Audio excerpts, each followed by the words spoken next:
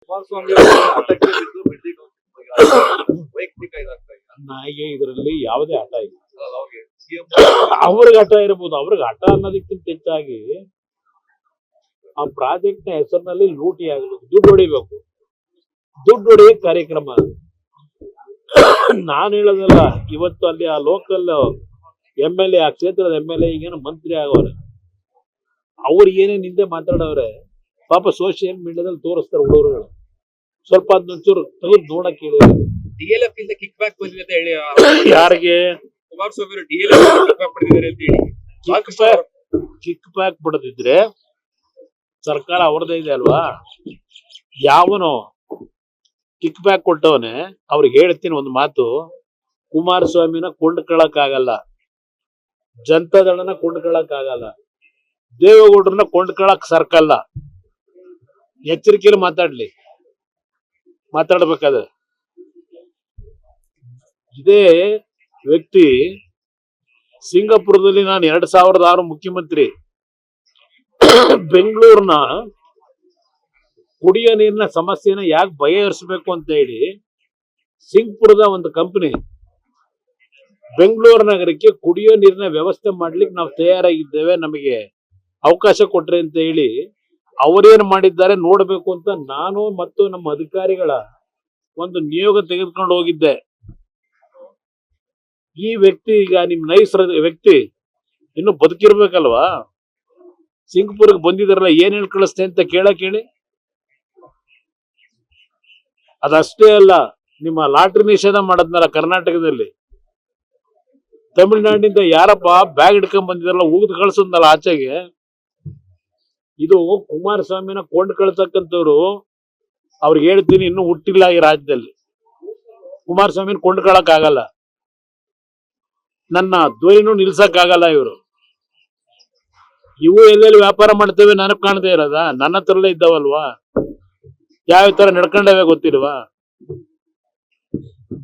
ಹರಿಜನರ ಭೂಮಿ ಎಲ್ಲ ಎಷ್ಟು ಹೊಡೆದವ್ರೆ, ದಲಿತರ ಭೂಮಿನ ಹೊಡಿಬೇಕು ಅಂತ ಹೇಳಿ ಯಾವ ರೆಕಾರ್ಡ್ ಸೃಷ್ಟಿ ಮಾಡ್ಕೊಂಡಿದೀರಿ, ಎಲ್ಲ ವಿಷಯ ಗೊತ್ತಿರೋದೆ.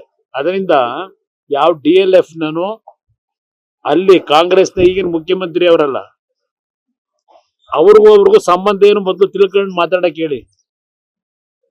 ಅವ್ರು ಅಲ್ಲಿ ಅವರೆಲ್ಲ ಈಗ ಮುಖ್ಯಮಂತ್ರಿ ಪ್ರಧಾನಮಂತ್ರಿ ಮಾಡ್ತಾರಂತಲ್ಲ ಡೆಲ್ಲಿ ಒಳಗೆ, ಅವ್ರಿಗೂ DLF ಸಂಬಂಧ ಏನು ಅಂತ ಕೇಳಕ್ ಹೇಳಿ, ಗೊತ್ತಾಗತ್ ಸತ್ಯ ಯಾರು ಅಂತ. ಈಗ ರಾಜ್ಯದಲ್ಲಿ ವಿಪಕ್ಷ ವಿಫಲ ಆಗಿದೆ. ಸಾಲು ಹೋಗೋಣ, KPSC ಇರ್ಬೋದು ಅಥವಾ ಪೊಲೀಸ್ ಪರೀಕ್ಷೆ, ವಿಪಕ್ಷ ವಿಫಲ ಆಗಿಲ್ಲ.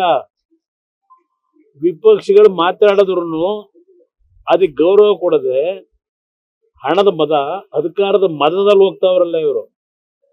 ಅದರಿಂದ ವಿರೋಧ ಪಕ್ಷ ವಿಫಲ ಅಂತಕ್ಕಂಥದ್ದು ಕೆಲವರು ಮಾತಾಡಬಹುದು. ಇಲ್ಲಿ ಮುಂದಿನ ದಿನಗಳು ಈಗಾಗಲೇ ಜನರ ಭಾವನೆ ಏನಿದೆ ಅಂತಕ್ಕಂಥದ್ದು ನನಗಿಂತ ಹೆಚ್ಚಾಗಿ ನಿಮಗೆ ಗೊತ್ತಿದೆ. ಅದರಿಂದ ವಿರೋಧ ಪಕ್ಷಗಳ ಕೆಲಸ ಈಗ ನಾನೇ ಹೇಳಿದ್ದೀನಿ. ನಿನ್ನೆ ದಿನ ನೈಸ್ ಬಗ್ಗೆ ಚರ್ಚೆ ಮಾಡಿದ್ದೀನಿ.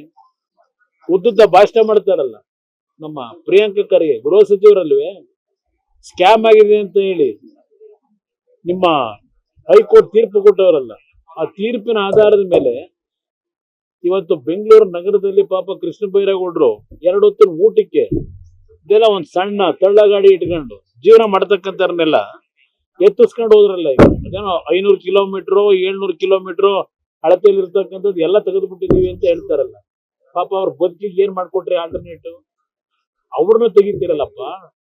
ಇಲ್ಲಿ ನಾನು ಪ್ರಿಯಾಂಕ ಖರ್ಗೆ ಕೇಳ್ತೇನೆ, ಇಲ್ಲಿ ನಡೆದಿರೋ ಡೇ ಲೈಟ್ ರಾಬರಿ ಇದಕ್ಕೇನ್ ತೀರ್ಮಾನ ಮಾಡ್ತೀರಪ್ಪ ನಿಮ್ ಸಚಿವ ಸಂಪುಟದಲ್ಲಿ?